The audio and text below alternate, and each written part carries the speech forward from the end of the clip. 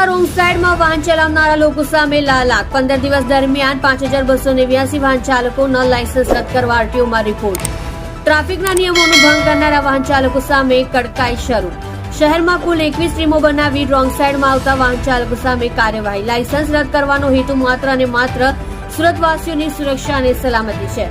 વાહન ચાલકોની શીખ મળે અને રોંગ સાઈડમાં વાહન ચલાવતા અટકાવી શકાય છે. આ વર્ષે અકસ્માતમાં મૃત્યુદરમાં ઘટાડો લાવી શકાય તે ઉપરાંત શહેરવાસીઓ અને તેમના પરિવારવાસીઓ સુરક્ષિત રહે. આ કામગીરી સુરત શહેર ટ્રાફિક પોલીસ દ્વારા કરાય.